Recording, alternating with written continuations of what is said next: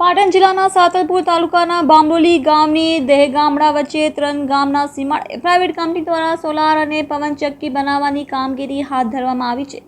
તેને લઈને સ્થાનિક ખેડૂતોને નુકસાન થવાની ભીતિ હોવાને કારણે ગામ પંચાયત અન્ય આગેવાનો સાથે વારાહી પોલીસ સ્ટેશન ખાતે મોટી સંખ્યામાં ખેડૂતો પહોંચ્યા હતા। લેખિત આવેદનપત્ર આપી કામગીરી રોકવા ખેડૂતોને થઈ શકે તેમ નુકસાન તે રોકવા માટે આવેદનપત્ર આપ્યું હતું। ખેડૂતો દ્વારા સોલાર કંપનીના કારણે પોતાની ખેતીવાડીને નુકસાન થશે તેવો આક્ષેપ લગાવવામાં આવ્યો હતો। બામરોલી ગ્રામ પંચાયતના સરપંચના પતિ ચાંદાજી ઠાકુરે જણાવ્યું હતું કે અમારા ગામમાં ચાલતી સોલાર કંપનીની કામગીરી પંચાયતની કોઈપણ જાતની મંજૂરી કે વિશ્વાસમાં લીધા વગર કંપની દ્વારા કામગીરી કરવામાં આવે છે।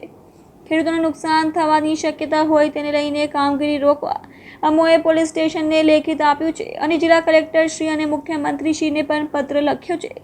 ખેડૂતોને નુકસાન ન થાય તેનો પહેલા સોલારની કામગીરી બંધ કરવા રજૂઆત કરવામાં આવી। મોટી સંખ્યામાં દહીગામડા ગામના ખેડૂતો અને બામરોલી ગામના ખેડૂતો ભારતીય જનતા પાર્ટીના આગેવાનો સાથે અને જિલ્લા પંચાયતના પૂર્વ ઉપપ્રમુખ શાંકાજી ઠાકોર, ભાજપ નેતા લક્ષ્મણભાઈ આહિર, ભાજપ નેતા અરવિંદભાઈ ઠક્કર અને અન્ય મહાનુભાવો સાથે પોલીસ સ્ટેશન ખાતે પહોંચી કામગીરી રોકવા રજૂઆત કરી હતી। હું ઠાકોર બામરોલી ચાંદાભાઈ અમરાજભાઈ, મારી ધર્મપત્ની સરપંચ તરીકેની ફરજ બજાવે છે ને અમારા ગામની સીમમાં પ્રાઇવેટ કંપની કોઈ જમીન વેચાણ લીધેલ હોય એમાં સોલાર પ્લાન્ટ નાખેલ હોય પણ અમારી પાસે પંચાયતમાં કોઈ પણ રજૂઆત કર્યા સિવાય કે પંચાયતનો અભિપ્રાય લીધા સિવાય એ લોકો કામગીરી કરી રહ્યા છે।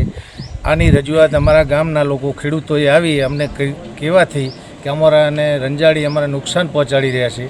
આના અભાવના કારણે અમે પોલીસ સ્ટેશન વારાહીમાં કામ રોકાવા માટે રજૂઆત કરેલ છે।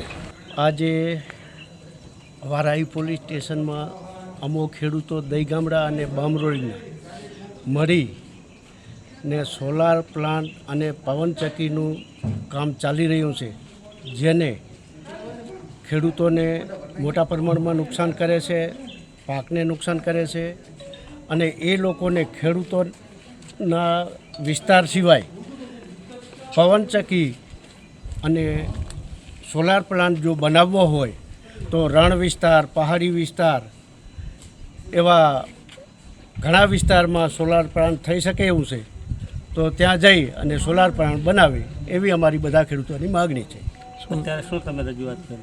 અત્યારે રજૂઆત એ કરી કે અમારે જે આ બામરોલીની અંદર સોલાર પ્લાન્ટ ચાલી રહ્યો છે, કામગીરી ચાલી રહી છે, એને રોકાવા માટે અમે ઉર્જા મંત્રી, મુખ્યમંત્રી અને કોર્ટમાં જઈ અને આ કામને રોકાવશું।